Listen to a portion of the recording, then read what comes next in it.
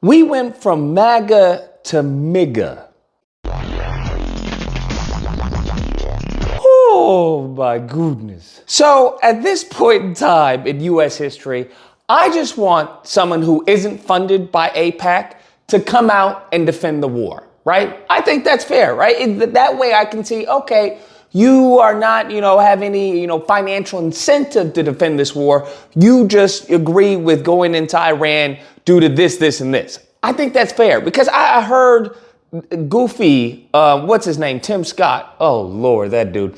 Tim Scott, and he was saying exactly what I was making a joke about, like how this is a benefit for the country. You know what? This is actually making America great again is by going to war with Iran. Like almost verbatim of what I was mocking people. 1,000%. The president has all the authority he needs. Let us stop here and say, thank you, Mr. President, for the flawless decision to carry out a very important strike. Come on now, dawg.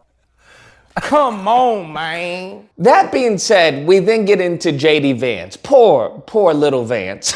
poor little Vance. Because throughout this entire administration, throughout even as far as them even campaigning, this man has not been respected at all. He's actually been mocked, ridiculed, just made a complete fool. Like everyone knows that JD Vance is a nothing burger, okay? He's going nowhere. It got to the point where Trump disrespected this man so bad by saying he doesn't even see him as his successor. Do you view Vice President JD Vance as your successor, the Republican nominee in 2028? No, but he's very capable. But if that wasn't enough, y'all remember when Vance had a backpedal on the abortion stance? Because he was like, no, absolutely. The president's against a federal ban on abortion. And then, and then during the debate stage, they asked him like, well, your running partner, JD Vance, said that you were against it. And he was like, no, I didn't even talk with him about this. What are you talking about? Just completely, threw him under the bus, bro. Threw him under the bus. And then his dumb self had to get back on TV talking about, well, I learned my lesson not to talk, on behalf of the president. Kristen, I think that I've learned my lesson on speaking for the president before he and I have actually talked about an issue. So he would veto a federal abortion ban? I think he would. He said that explicitly that he would. Would you veto a national abortion ban if it came Well, to I your won't desk? have to. But if I could just get a yes or no, because your running mate, J.D. Vance, has said that you would veto it if it did come to your desk. Well, I didn't discuss it with J.D. in all fairness. Senator Vance, just to clarify once and for all, if Donald Trump were to be elected, if a federal abortion ban were to land on his desk, would he veto it? Well, Kristen, as you saw the president say, we hadn't discussed it. We still haven't discussed it, by the way, because it's not realistic. Now, apparently, he didn't learn his lessons because he's right back at it. And what I'm referring to is this interview with JD Vance. And he starts off the interview, I kid you not, with, I may have to create a shirt of this quote because it's insane. He says, we're not at war with Iran. We're at war with Iran's nuclear facilities, nuclear program. No, we're not at war with Iran, John. We're at war with Iran's nuclear program. You are a fucking idiot. Now, riddle me this, Batman. What's the difference? Huh? Can someone make that make sense? What are we talking about? That is the craziest mental gymnastics that I have seen in 2025 thus far, bro. And I've seen some cuckoo for Cocoa Puffs, all right? But that takes the cake, okay? We're not at war with Iran. No, we love Iran. It's just, the nuclear facilities, okay? Well, where are the nuclear facilities, JD Vance? Where are they? I just have a question.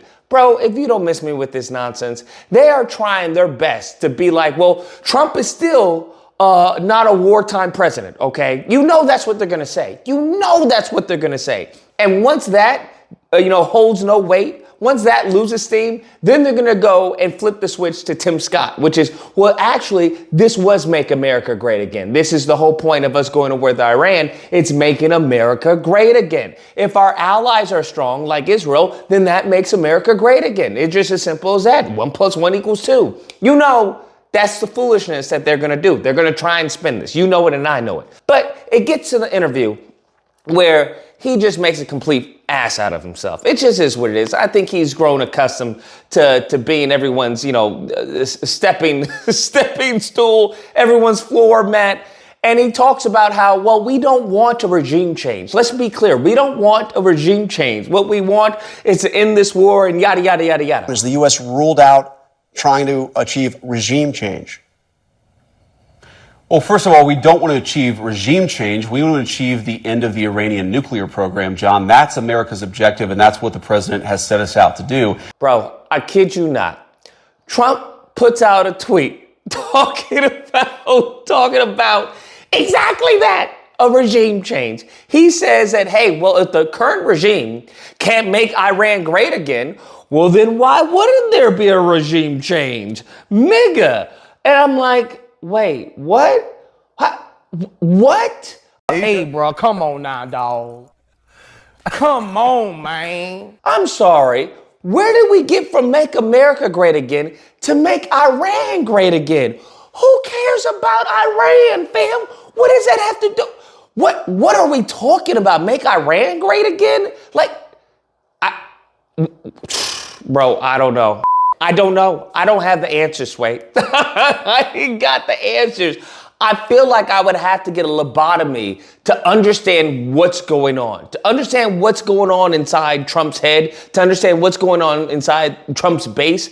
Genuinely, I feel like everyone with an IQ above room temperature is completely lost. It's the only time in American history where people who have an IQ above room temperature are at a disadvantage, okay? We're at a disadvantage as to what's going on in the country because we live in idiocracy. So the people who are like Brondo, okay, that's what plants crave, they know exactly what's going on. They're like, hey, listen, this isn't chess, this is checkers. You guys are out of your league here.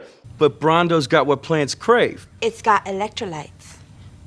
That's what it feels like. It feels like the stupids are running the country. That's what it feels like. And that's not really comforting. I don't know what to tell you. It's not really comforting to hear the president and the vice president contradicting one another, which is not the first time this has happened. That's the crazy part. It's not the first time this has happened. So I'm like, bro, Vance, what's going on? Are you really that out of the loop, bruh?